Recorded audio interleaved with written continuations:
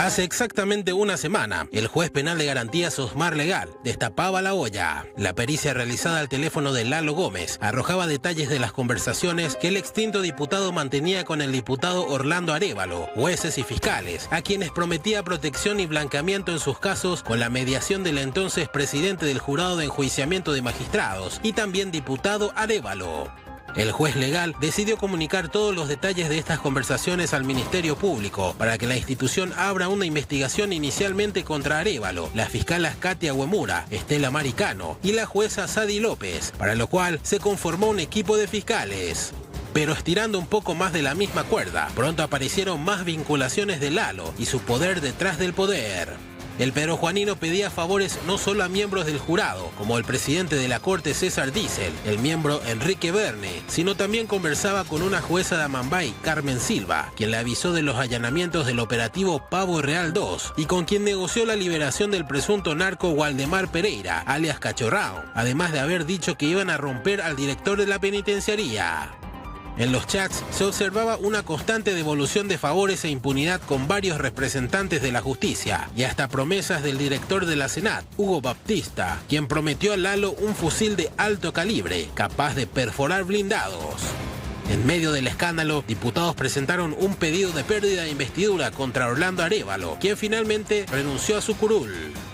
La Corte abrió un sumario contra las juezas involucradas en los chats y siguieron saltando más vinculaciones de Lalo Gómez, ahora ya con ministros de la Secretaría de Prevención del Lavado de Dinero, Liliana Alcaraz, y el secretario de Inteligencia Marco Alcaraz, cuando este era fiscal adjunto del Ministerio Público, generando un nuevo frente de posible corrupción.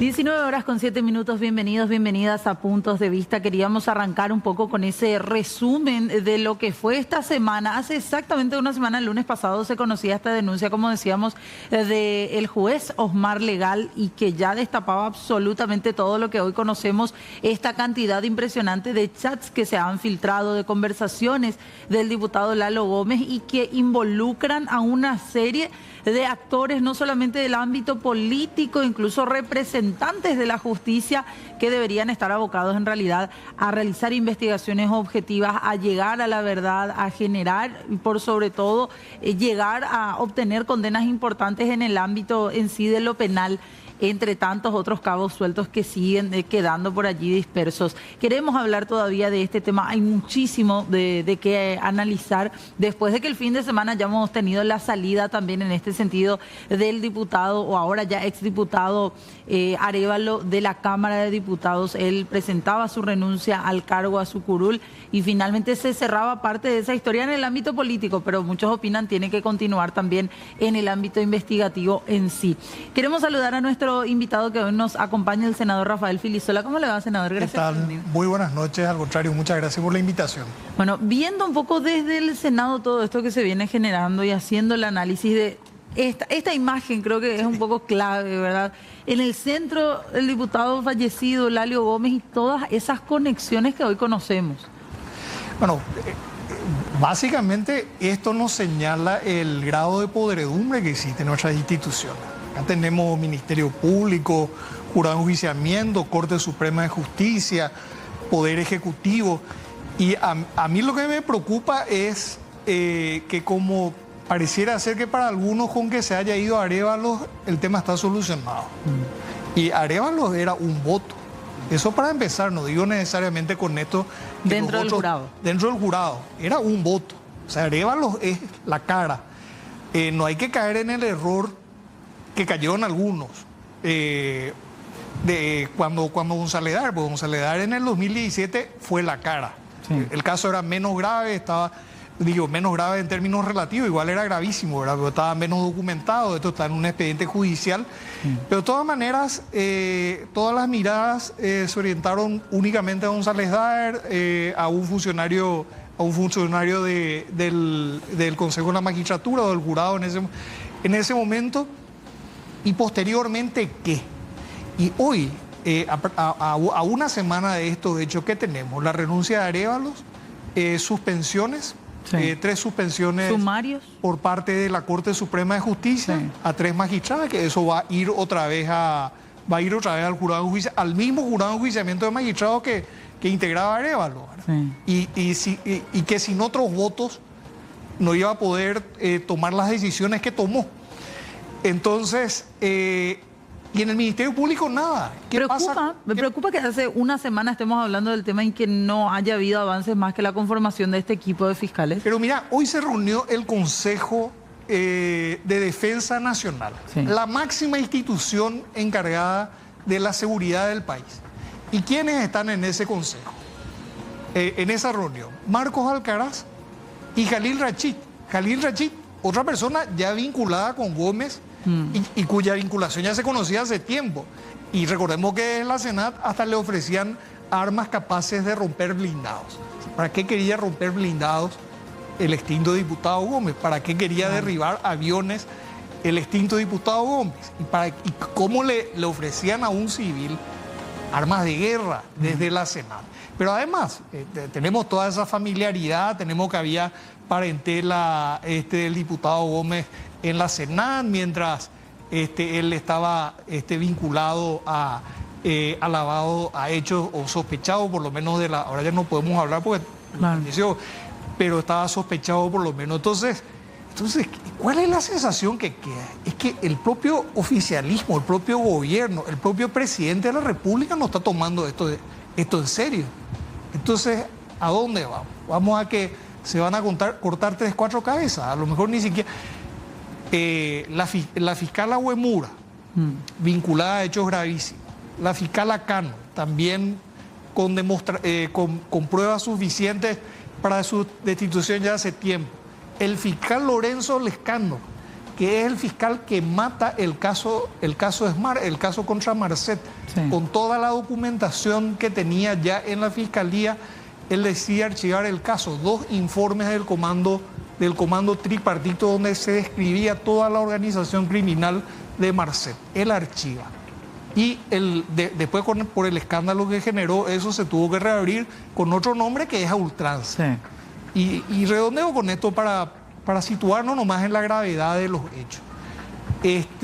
¿Cuál es la hipótesis más seria que existe sobre la autoría moral o la hipótesis más razonable sobre la autoría moral del crimen de Pechi?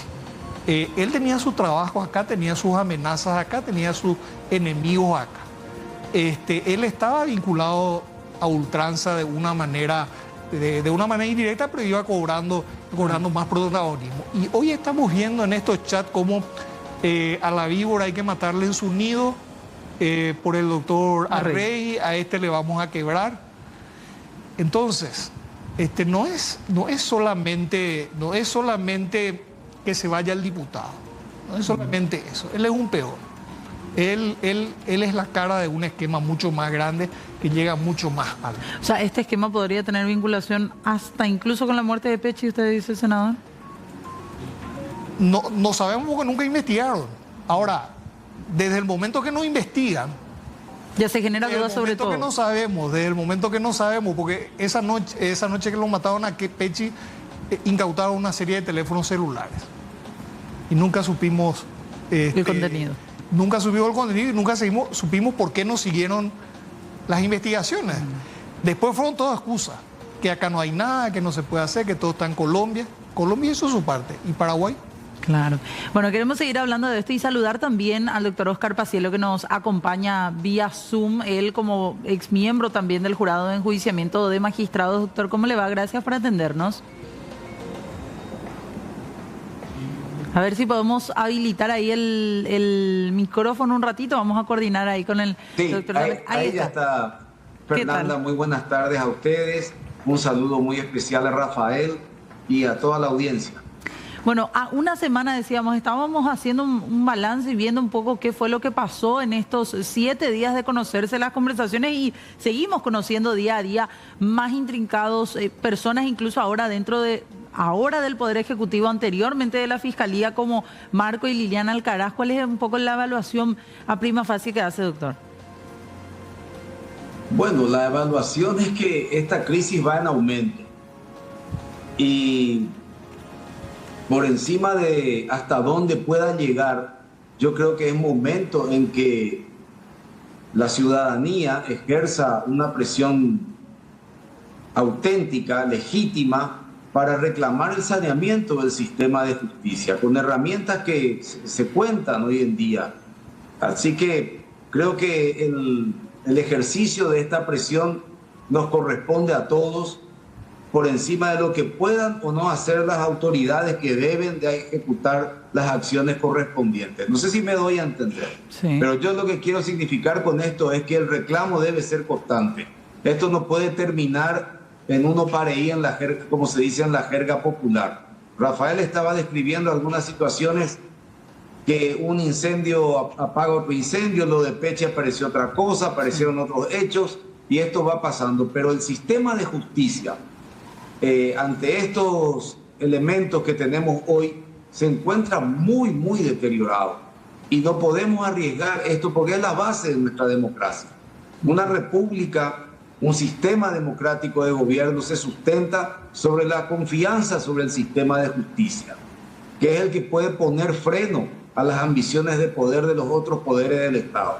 Entonces, si no cuidamos entre todos al sistema de justicia, estamos yendo a un camino muy peligroso. De nada va a servir la macroeconomía, los viajes presidenciales, el grado de inversión. No vamos a tener futuro si no recomponemos el sistema de justicia.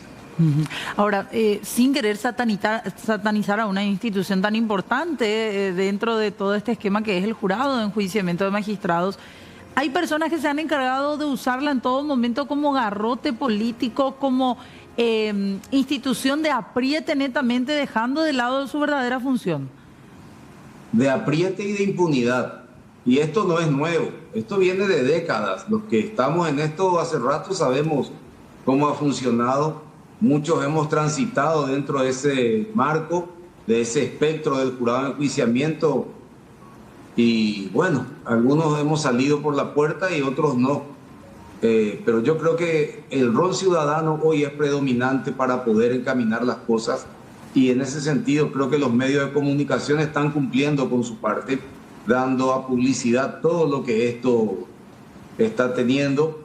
Y yo considero que es el momento en que nos sentemos los hombres comprometidos con la República a pensar en cómo encaminar estas cosas. Confío en muchas de las autoridades que tienen la capacidad para dar un golpe de timón a lo que está sucediendo en el sistema de justicia. Y los que no están a la altura de las circunstancias tendrán que retirarse. Ahora, el rol de la ciudadanía está ahí, el rol de la prensa también. ¿Qué se tiene que hacer a continuación? Algunos hablan de hasta reformar la Constitución, leíamos hoy, hablar nuevamente de un cambio total del jurado de enjuiciamiento, cambiar la forma en la que se los eligen, la forma de trabajo en sí de esa institución. ¿Cuál tiene que ser el norte para mejorar esa institución, por sobre todo tan deteriorada y que nuevamente se conoce cómo se manejaba desde adentro? En mi opinión, sí. Una reforma constitucional es muy riesgosa. La reforma constitucional puede convertir esto no en un Estado social de derechos, sino en una dictadura. Estoy dando un ejemplo muy alegre. Entonces yo creo que adecuando instrumentos legislativos podemos tener mayores exigencias para las cámaras del Congreso en cuanto a la selección de sus representantes. Lo mismo pasa por el ámbito de los abogados en el Consejo de la Magistratura. Sí. Porque no es lo mismo tener una matrícula que ejercer la profesión, que es lo que ha establecido la Constitución.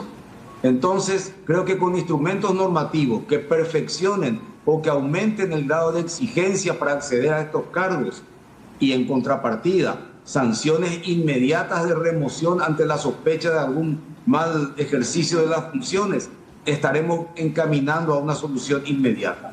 Una constituyente para la reforma de estos órganos, para mí es muy riesgosa.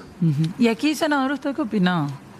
Pues sí, bueno, antes que nada saludarlo al doctor Paciello, a quien aprecio mucho, y coincido con él. Además, yo no, para ir a una constituyente tendríamos que hablar de otros temas, de modelos, y todos los modelos de sistema de justicia, de sistema de de nombramiento de magistrados, sistema de remoción de magistrados, tienen su cuota de polémica. O sea, todos tienen sus ventajas y todos tienen sus desventajas. Yo creo que hay mucho que se puede mejorar.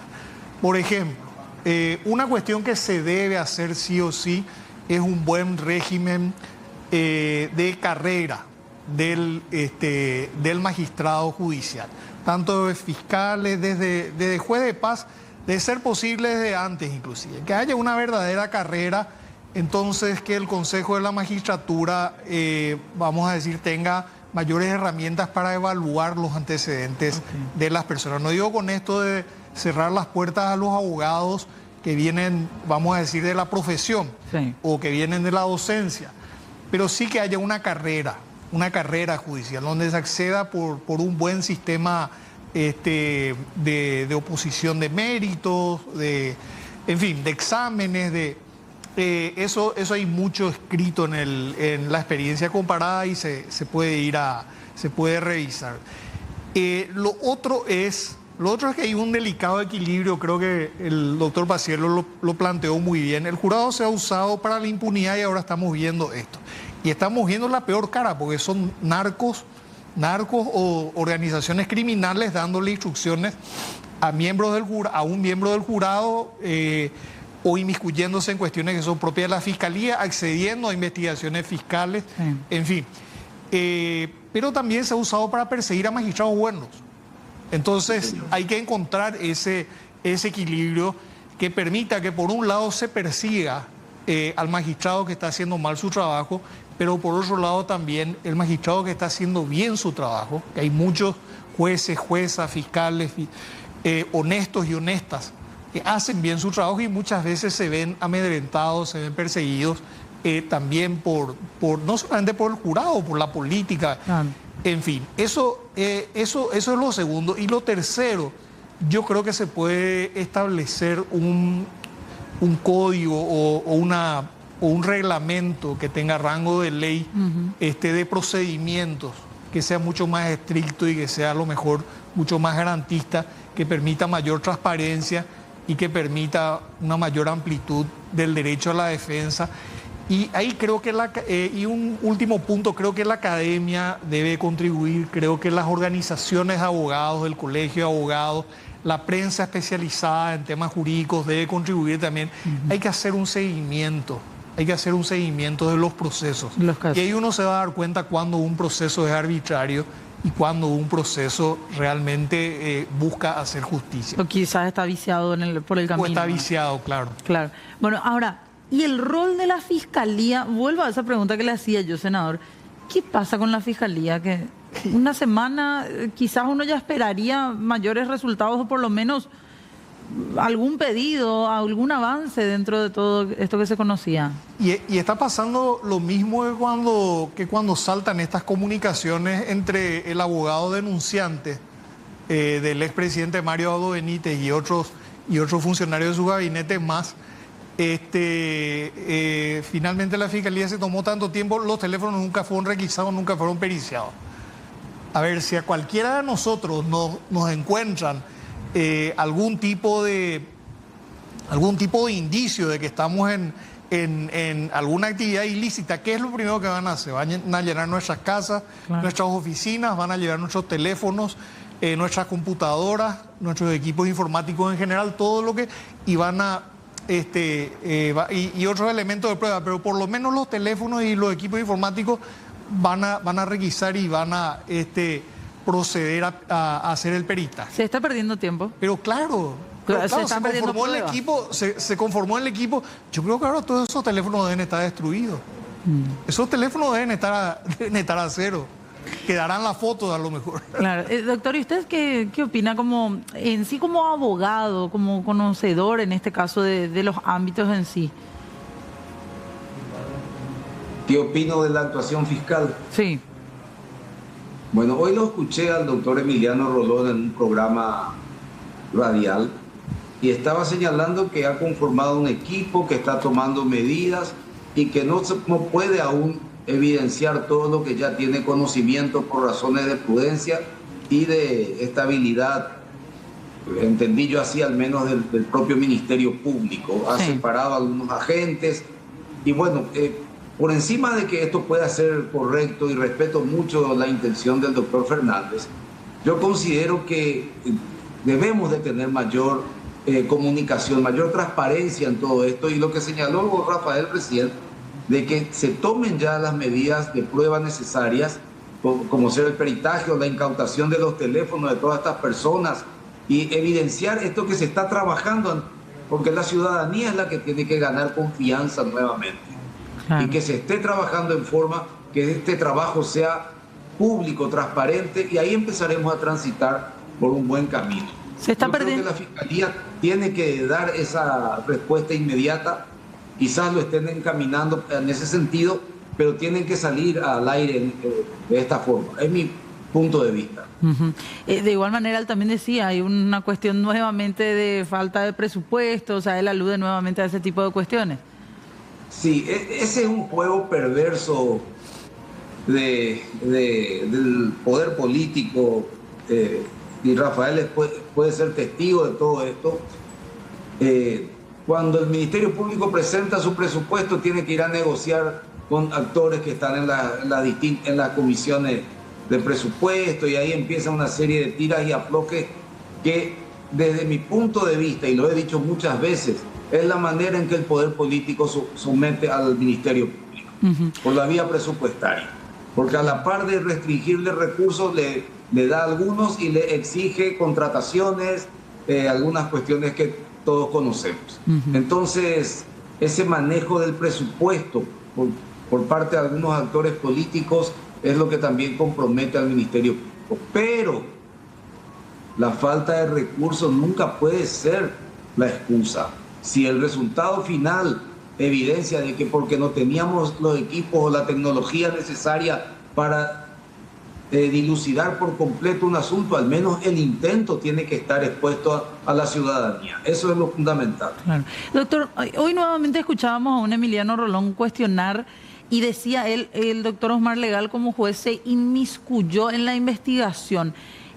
¿Eso es así realmente, o tiene la capacidad, o tiene la potestad de hacer lo que hizo Legal, que nuevamente se pone eso en tela de juicio por el propio fiscal general del Estado? Bueno, ahí hay una cuestión que se está dilucidando en este momento. El momento en que Legal tomó contacto con toda esa información en el teléfono de Gómez, y el momento en el que él abrió el disco donde estaba la desgrabación, yo no tengo muy claro cómo fue que Legal accedió a esa información, pero por encima de que la prueba pueda ser nula o no, evidencia una situación de hecho que nos obliga a todos a tratar de corregir. Eso será una cuestión técnica en su momento y permitirá sanción o no, pero hoy el problema es muy superior a quienes están involucrados. El problema es de todos. Claro, o sea, la famosa, por más que la prueba no sirva, sirve como una noticia criminis para que actúe la Fiscalía. Es lo que yo entiendo, y podrá ser corroborado con otros elementos. Ok, bueno, doctor Oscar Paciello, le agradecemos muchísimo por su tiempo, muy amable. Gracias a ustedes nuevamente, y Rafael, te dije Rafael varias veces, por el aprecio personal y por los años que tenemos de relación. Un abrazo. Un abrazo, Oscar. Bueno, muy amable también ahí el doctor Oscar Paciello, ex presidente del Jurado de Enjuiciamiento, también miembro en su momento y presidente del Consejo de la Magistratura.